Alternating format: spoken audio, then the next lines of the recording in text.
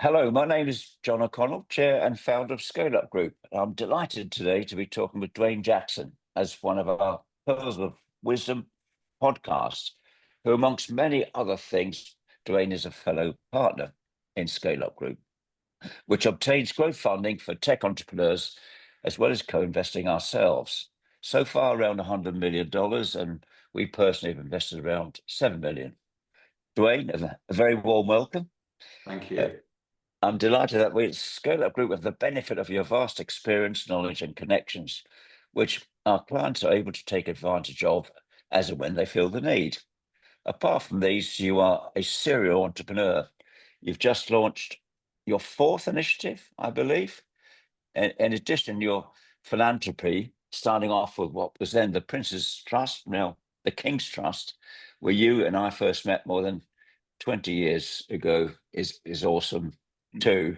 And I got very fond memories of how you positioned your company then, KashFlow, as being a victim of another large organization, which of course you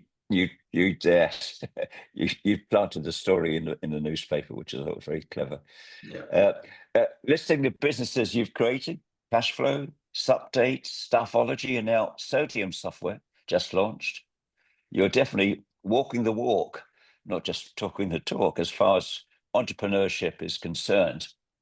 On top of this, you've been a corporate animal at RS Software, for instance, plus an advisor for a fund-backed business, ValueWorks.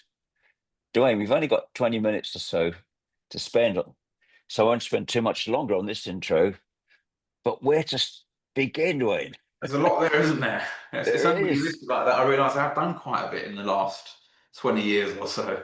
You definitely have. And on top of that, I've had to kind of not include some stuff. Being you and I, we're going to attempt the impossible, which is to distill what has driven you, what lessons you've learned, and what would you like to pass on to our audience of primarily tech entrepreneurs and leaders. Simple task, not. So probably start with the drive, I suppose, because that changes over the years. So, I mean, as you know, early on, my drive really was very financial in terms of I needed to put food on the table for my young family and didn't have any way to do it other than entrepreneurship. And that really drove me through growing that first business.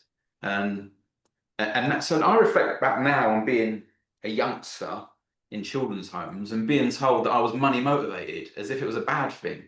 And I'm not convinced it was, but being brought up by sort of socialist left-wing social workers, I'm not surprised. But yeah, so that really drove me through the first business. And at the end of it, having made a load of money and been told, well, there's your financial security, what now? It took a long time, really, to work out what I wanted to do, sort of the what now thing. I guess what drives me now is doing stuff that I enjoy. So I really enjoy building products. So I'm writing code every day, or every day that I can, still involved there because I enjoy it. And I've had conversations with people that seem to think I should be doing stuff that's more to the betterment of society. But I don't enjoy doing that stuff, right? So I'd rather do the stuff I enjoy, which generates cash, which I can then put towards supporting other people that do enjoy doing that. So yeah, the drive changes a lot over the years, definitely. Well, well, if you've hit the holy or found the holy grail, which is something you enjoy doing and generates cash as well. I mean, how many people can actually say that? I realized in my intro that I didn't mention at all your, let's say, checkered earlier career, inverted commas, about which you've written a book, which is pretty unique in my experience. Did you want to touch upon that? Yeah, sure. I mean, it's very different background. I think it's what gave me the skill set and some of the resilience to do what I do now. But yeah, so the bullet point version, which you've heard a million times, but some of our listeners might not have heard. Grew up in children's homes in the East End of London. Left school with no qualifications and kind of completed the cliche by getting involved with drugs. And then got arrested in Atlanta, Georgia in 1999 with a lot of drugs. served some time in the States, brought back to the UK, served a long sentence here. And at the end of that prison sentence, heard about what was then the Prince's Trust, and that they could help me on my release to get into business, which just had not occurred to me. And the rest, as they say, is history. Got out, got help to start a business, and was the first to go full circle with support from a lot of people, yourself included, in the early days, to go from being a beneficiary of the trust to being a patron. So the king often tells a story, gets it wrong, but no one will correct him. So if you hear a version of my story where I started the business in prison, I know you're keeping good company, because that's the version the king tells. Yeah, Very yeah. different. Well, it makes a good story.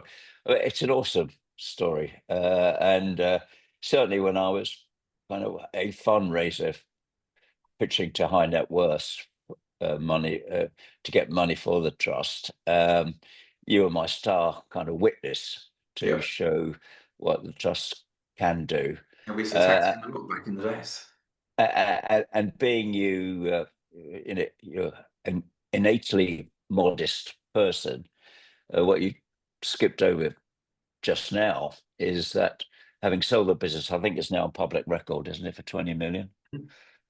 And you made a massive donation to the trust, which, I think was one of the things which is coming through from these various podcasts, by the way, is that uh, our colleagues and you have got, let me summarize it just by using the word soul, Okay. that you've got a depth to yourself. You're not money making machines, self-absorbed, but you have got a greater awareness of what's going on in the world, and you want to make a difference. And I think that's part of the tremendous collateral which you and our colleagues bring to the party.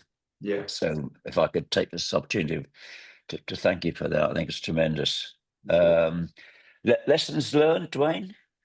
Oh, there have been so many along the way. But what's not helpful, right, is that most of the lessons learned. So what I've realized is everyone needs to make their mistakes. You hear all these things, you get told all this stuff, and you go and make mistakes anyway. And then you realize, oh no, someone did tell me 2 years ago I make this mistake. The classic one being that you're selling the business, you take your eye off the ball, the numbers go down, the acquirer says, why have your numbers gone down? It's like, well, because I've been speaking to you. And you're told that will happen, but you just walk straight into it. Same with hiring the wrong people, taking too long to get rid of them. We're told we're going to do it and to look out for it, and we go and do it anyway. But yeah, so I think the main thing is that all the cliches are true, and they're cliches for a reason.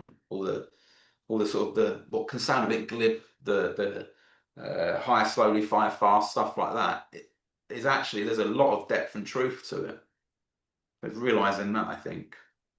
Yeah, you seem to have succeeded where many others fail, in as much as a business grows, the thing that the founders are really good at, in your case, you said coding, other cases, I guess, like me, business development, uh, you take on specialists in these roles, Hmm. and you end up, even though you've got a fancy title of CEO, founder, blah, blah, blah, uh, doing stuff which no one else does. Yeah.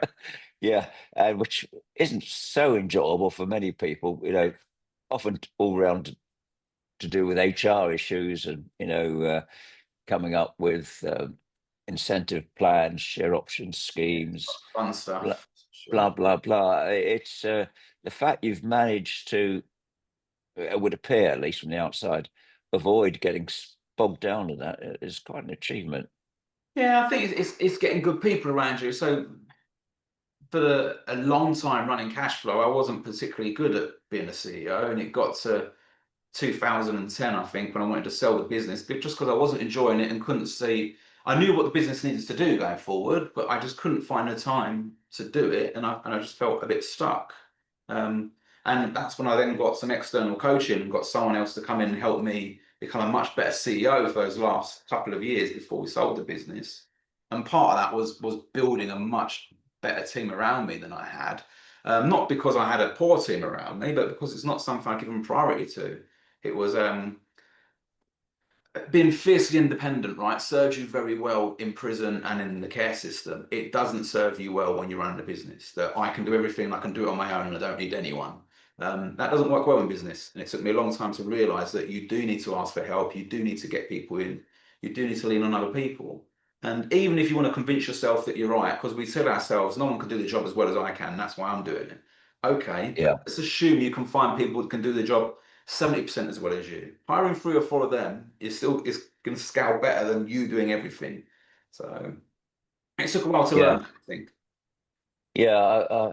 I agree. Of course, the phrase which I often use is it, difference between delegation and abdication is quite Yeah, fine sometimes, and you don't know to what extent you can delegate until often you make a foul up that you've over delegated, yeah, and for some roles, I think particularly in the sales situation, where if the founder withdraws too quickly because people say, "Oh no, you've got to professionalize your sales activities and take on a hotshot CRO," and suddenly it's forgotten. There's something unique about you and how you articulate and how you communicate with early adopters, which can easily get lost, because it becomes somewhat formulaic. yeah.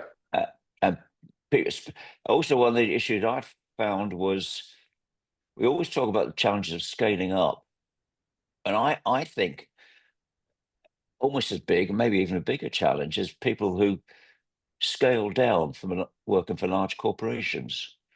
I don't know Yeah, whether you've found that a yeah, so that's difficulty. one of the first people we hired came from a bigger corporate, and that just didn't work for us at all. I think one of the things that sort of that abdication versus delegation is knowing. Well, what's for me, it was interesting. A book I read, and I can't remember the name of it now. But it pointed out that you can either be a dictatorial leader or you can be a consultative leader. Um, but you need to actually be aware where you are on that and when you're being each one, because there's a time to be dictatorial and there's a time to be consultative, and to be conscious about when you're where you are on that spectrum at any given time and where you need to be on it. Because there are times when you just need to make a decision and tell people, guys, we're doing it this way we're doing it, let's move on. Other times you need to sit back and let people get there themselves, and being aware of those different extremes, and then having a self-awareness to be able to adapt and use them at different times. That is something I learned a lot later in my life as a CEO that became very useful. Any particular examples you want to give without revealing any confidences you wouldn't want to reveal, but which were kind of pivotal moments where decisions had to be made and you had to say, well, this is the way forward. Yeah, I think early on, when you've got a small team and you've got everyone that's part of the journey, and there's some business I advise now, and I'm seeing, and we had to do it recently. There's I think 6 people in the business, and everyone's involved with shaping it, and it's all great. But when we get to discussing UI stuff, and there's often no right or wrong way, and we could spend half an hour discussion. Should this button be this color? Should we have this style of menu? Someone just needs to decide and move on because there's better things to do. And yeah, early on, I think that's much more important. But then the opposite extreme was in towards the later days of KashFlow, there were 40 odd of us in total. So obviously a much smaller subset of that in a meeting, and working out some of our plans going forward, and looking at some of the different options we had. And I knew out of the 3 options, A, B, and C, B was the right one. A was a waste of time, C maybe. And I could very easily have said that at the outset of that meeting and just said, look, we're doing B, the other 2 are a waste of time. But instead, let the team discuss it for a long time, or offer a reasonable amount of time. And they came to their conclusion on themselves that B is the way forward, and picked up a lot of the reasoning and thinking on the way there themselves. So again, they're then fully bought into it as well. Oh, yeah, Yeah, it's yeah, it's that level of commitment, isn't it? Uh, the largest organization I've personally led, about 500 staff, and that was in kind of 20 countries. So I, I felt I could still personally make an impact with the team, forgetting whether or not I got involved in any sales situations, which became increasingly less. But because we had relatively small units around the world, relatively small, some are large, over 100. Well, again, something which someone once said to me is that if you've got a team and you're communicating and they get it, let's say if they're a really good team, 90% of what you've said, Yeah. and then there's another level of management, so they communicate to their team. Let's say they get 90%. Well, we're now down to 81%, if we're lucky. And if you've got a third level of management, then let's say again, if we're really lucky, another night. So we're now down to in the 70% of what you had said originally, And or I've seen maybe it go the other way as well. So when you're starting with, so especially building software in a big corporate, the engineer yeah, says we can get that done in a week. So the manager says we'll put on some buffer time. We'll call it 2 weeks. By the time it gets up yeah, to the board, it's taken 3 months, is what they're being told it's going to take to do something that would really only take. yes, And the amount of time was spent discussing how long it takes to do the thing, they could have done the thing. yeah, But yeah, yeah, because everyone adds their level of contingency, don't they, to yeah, it? exactly. And then It's also, so there's another company I'm working with at the moment where I'm at early days with them and talking about some of their team. And this team they need to get a customer thing delivered by a certain date, and there's some internal stuff that has to be done by a certain date.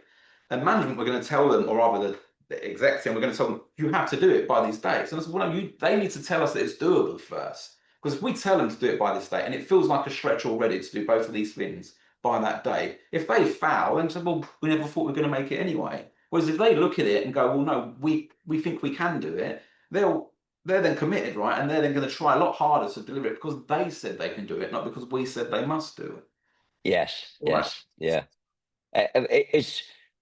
Is Cashflow the largest business you've led, Dwayne? Certainly large stuff led. Yeah, I mean, obviously, I've been in a 2,000 person business and seen how that works more recently. But Cashflow got up to 40 odd people. Stuff that I'd almost forgotten about until you mentioned it. So that was me realizing what I enjoyed was product and engineering and wanting to get my skills up to date again and built this solution. So when I sold Cashflow to Iris, they didn't disclose the number because they were embarrassed about how much they paid. When I sold Supdate to Crowdcube, I asked them not to disclose the number because I was embarrassed by how little they paid. That was really a soft landing to then go and do the payroll thing, Staffology, because I knew I wanted to go and do that now, and I needed the narrative and a soft landing, if you like, for that business. So people weren't constantly asking, "What happened to that business?" And what's the new business, Mhm. Sodium? Yeah. You So just launched that. What does that do? So it's more what it's going to do longer term. So the thing with payroll is once you've built it, it's built and it does the job. And yeah, you can tweak around the edges, you can do this, that, and the other, but it's almost mission complete. And it gets a bit boring, and I tend to lose interest, and hence hand over to the big guys. And Iris have done a magnificent job with growing that business. With Sodium, the idea is of building a complete suite. So we're starting with practice management at the core, but then we'll add on a whole bunch of other tools for accountants, whether that's company secretarial, whether it's bookkeeping, possibly payroll again at some point, accounts production. There's all these different tools we can build around this central hub. So one, it keeps me busy. There's stuff I can do there. Two, it's a business I don't want to sell. I want a business. I like the idea of a business that throws off revenue. I can work off on when I want to work on it. It's low pressure. Call it a lifestyle business if you like, but it's a growing business with an interesting product that's going to keep me busy. And the other main thing is it doesn't exist. There are companies out there that say they have a product that is a suite of all these things that are all connected. They're not. They're either a poorly built stuff that don't talk to each other very well, or they're big companies that have acquired 7 different products and not really integrated them. So what I'm trying to build here doesn't actually exist yet. And when you look at other stuff I've done, that's a bit of a recurring theme. Cashflow and Staffology were things that I thought should exist that didn't. So I went and built them. Mm. You start off by describing it in the context of practice management. So are Yeah. you talking about consulting organizations, So very much accountancy, lawyer? accountants at the moment. So it will lend itself to any service business, but because it's a space I know and a space that knows me, I get a head start in doing stuff because of what I've done previously. If I do stuff in the accountancy space, people do sit up and take notice just because of what I've done before. So Yeah. good starting point for it, and where I see we can build a suite of tools around it. So yeah, very accountancy focused. I can hear people now, clever that I am, saying, "How long will it be before Duane sells sodium?" Yeah, I'm getting those questions already. And the reality is Yeah. that I'm not going to lie and go, I'd never sell it, because if someone knocks tomorrow and the check's big enough, and also Yes. to a large degree the deal's right as well, that I can stick with it. So with Staffology, I sold that 2 years into building it. But I stayed with it Yes. another 3 years because there was stuff, it wasn't based on an earnout. There was an earnout for the first year. I was stuck there, if you like. But the next 2 years were completely voluntary. I could have walked away at any point. But there was stuff I wanted to get done with that product. And if you look at Staffology now, I think 1 in 5 people in the UK that pay PAYE go via that platform that I built. Um, Wow. so yeah, I will sell. I'm pragmatic and honest about that. That I would sell stuff for the right price, but I also want to deliver on what it is I'm trying to build, more for myself rather than for. So I hear people saying, "Oh, I'm worried about what they're going to do to my customers." Your customers will jump to another product tomorrow if there's another product that is better than yours and cheaper than yours. So this loyalty I hear from founders to customers, while it sounds great, I just think it's misplaced. Yeah. Very harsh Bit to naive. say, but I think, and very frank, but I think that's the reality of the situation. Yeah, bit naive. And of course, this technology is moving so fast, which in a way neatly moves us on to the whole question of AI. I mean, Mm. you're unlike most of our colleagues in Scale Up Group. I mean, you're at the sharp end of that. I mean, I can't think of anyone else in Scale Up Group partnership who is actually a coder.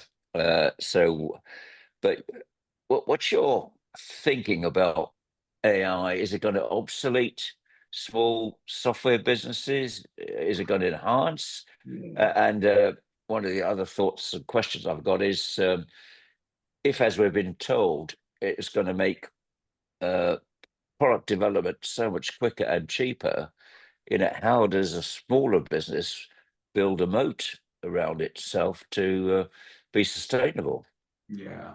So there's two very distinct things with AI. There's putting AI in your products, and how you do that, and yeah, how that becomes a part of your product. And that is very different to how you use AI in your business as a development business building software. So focusing on the latter, yeah, it's game changing.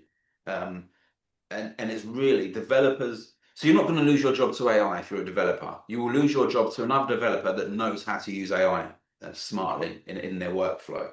So we can build stuff so much quicker than we could, but I think that's more to the benefit of startups and building moats than bigger companies, because it's a level playing field, right? You're all getting these tools all at the same time, but smaller businesses are more agile and can adapt more quickly to using these tools, whereas bigger businesses are locking stuff down, don't expose the code base to the AI because we don't know where it ends up, and they're a lot slower to adopt and use these. So I think it's a huge advantage to smaller businesses at the moment to adopt these and use them.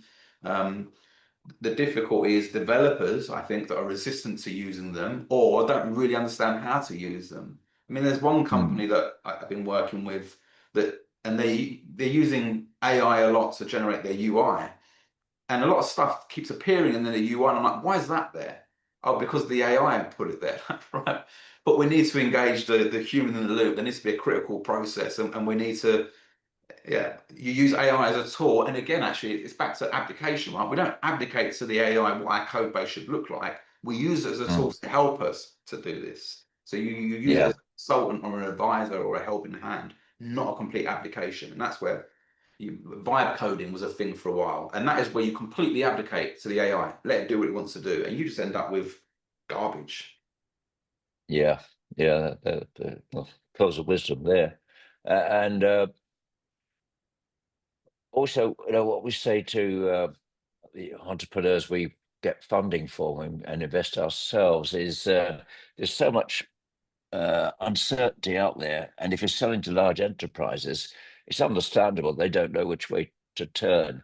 But if you've got a compelling application, which today is going to deliver real measurable benefits, then you've really got to focus on that, haven't you? and try to avoid getting bogged down in the whole AI debate. Just use AI to get your solution out there quicker and proven. We had Um, greenwashing before, now we have AI washing. I see people with pitch decks that in the last 2 years have all of a sudden put AI all over it. It's the exact same yeah, topic before. But you see the same. So going back to the other part of AI, is AI in products. You see a lot at the moment of people bolting on AI stuff to products, and it's always the rainbow-coloured wand and the sparkles, the wizard, the magic. And with what I'm building with Sodium, although there's lots of competing products out there that do bits of what we're doing, we're fortunately the first to be building a product in this age of AI. So we've got AI in the product from day one, nicely integrated throughout and helping you without you even noticing it's there, as opposed to this big add-on with the rainbow button that you click and you get rainbow dust everywhere. And it does something, but you don't need that song and dance. I mean, a great example, right, is a lot of using software is filling in forms.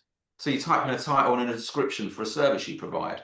In our software, if you type in the title, bookkeeping services, and you tab to the description box, immediately the AI will fill in the description for the bookkeeping service, which you can delete if you want to, or you can edit if you want to. But it's just there and it helps. Same with building workflows. You say, let's take the bookkeeping service, for example. You're creating a workflow for the bookkeeping service. You click next, it will automatically build a workflow for you that is pretty good. And again, you can edit it and tweak it. And that's not no big shiny AI button. It just does it yeah, without a song yeah, and dance. yeah. It's at the heart of your product. Yeah, that's Hmm. good stuff. So you're fully embracing.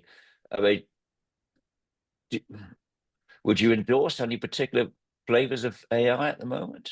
It changes so quickly. So we use when we're doing generative AI, so stuff that's producing content for us, we use a product called OpenRouter or Open Router if you're American, and that lets you point it at different LLMs if you want to. So that way you're not getting whiplash of changing all the time. If you want to point it to something else, you can do. It's like an abstraction layer. Um, Yeah, for yeah. development, we use Claude from Anthropic. Um, but occasionally, if that gets stuck with something, I'll go to ChatGPT and give it prompts from it, get them to talk to each other to work stuff out, and that's sometimes useful. Yeah. So you've got an AI committee. Yeah, Yeah, exactly. Yeah. yeah. I'm looking at our time here, Duane. We could go on all day, I'm sure. But my third point was, what would you like to pass on to our audience, who are primarily tech entrepreneurs and leaders? Yeah. Uh, mm, So I had to think about this more than I normally do, right? Because our audience for Scale Up Group is different to a lot of the audience when I'm being interviewed. Normally I'm talking to really early stage founders and whatever else. yeah, Whereas we've got a slightly different audience than that. So I've had to think a bit more and try and come up with three things that are actually more relevant to that audience and more practical than some of the maybe inspirational stuff for earlier stage. So I've come up with three bits there. So the first one being that the team that's got you here isn't the team that's going to get you where you need to go, and accepting that, and that's not a failure, right? Because I'm often working with teams that have got to a certain point, and the CEO's flapping because half his team aren't. They need to go, right? And he thinks he made the wrong decisions. No, they were the right people to get you here, but the team that got you here aren't the team that will get you there. Is the point. And I think accepting and realizing that and being comfortable with that is important. Um, Another one is most founders I speak to of, I want to say established, but our whole idea of established SME is different for everyone. So it's 10 person, million plus revenue. CEOs I speak to that seem impressive and can execute are ones that you can say to, what are your three priorities? And they know their three priorities today. They've always got the top three things that are top of mind for them. It might be different when you see them in a couple of months' time, but they know where their focus is because, as you know, as a CEO, you get pulled in every direction. And mm, unless you can say, okay, yeah, I've got to deal with these 20 things, but these three are the most important. So the prioritizing, I guess, in a word, is what I'm saying. mm, And the final one probably sounds self-serving because of what we do at Scale Up Group, but I've always had to fight my skepticism and cynicism of outside advisors coming in and helping. I've always said, well, what do they know? Sort of attitude. But through Scale Up Group and other things I've done is really seeing the value of getting outside people to help you with the business. And for us, all right, we help people get ready to raise funds. And I see how much value and how much time we save for founders that want that. But even on other fronts, for instance, I got in CEO training for me that I think 5 years prior to that, I would not have done. I'd have poo-pooed the idea of it. So yeah, being a lot more open to getting outside help, less skeptical about external advisors. Yeah, well, that's all three of those are well said. Self-awareness is a tricky one, isn't it? And your first one, the team. Mm, You know, one of the things I didn't know whether I could scale up. You know, we went from 40 of us to, as I mentioned earlier, 500. How did I know whether or not I could run a 500-person business, which became a public company? exactly. Um, and And of I was course, similar. So I was mentored by David Young, Lord Young, as you know. And early yes, on, I would say to him, like, there were 5 people in the company. And I was saying, we need to get someone in to run his business properly as it grows, because I can run a 5-person company, can't run a yeah, 10-person company. He said, we'll talk yeah, about get to 10 people. So we get to 10 people and it'd be, okay, look, I'm fine running, I can't run a 20-person company. And you, of course, you grow as a CEO along the way with the business, right? So yeah, you're not expected to go from a 10-person company to a 500-person company overnight. no, no. But you'll get Well, there more so quickly with less mistakes if you get some help. well, and your awareness of needing help. I Mm. think some. I'm delighted not too many I've come across just don't accept the needs for help. You know, think they can do it all. And No, unfortunately, I've got a lot of money tied up in one of those. Not for a scale yeah, up, but as somebody I invested in a while back, that they're adamant they know what they're doing. I mean, the fact the business hasn't grown in the last 10 years, whereas all their competitors have, but they don't want any external help, advice, and yeah, it's frustrating for everyone. yeah, yeah, it is. Prioritizing as well, you said. And well, fantastic, Dwayne. This is, I'm sure that the audience will find what you said of tremendous help. And thank you so much for being willing to be the lead in this podcast. I knew we will not have difficulty in filling the time, and Really. maybe in due course we need a part two. Yeah. In the meantime, successful entrepreneur, philanthropist, author, Yeah. leader, colleague, and scale up group. Thank you, Dwayne, for sharing these pearls of wisdom which you've acquired in your illustrious career. Thank Uh, you. and good luck with your new venture, Sodium, too. Thank you. Thanks once again.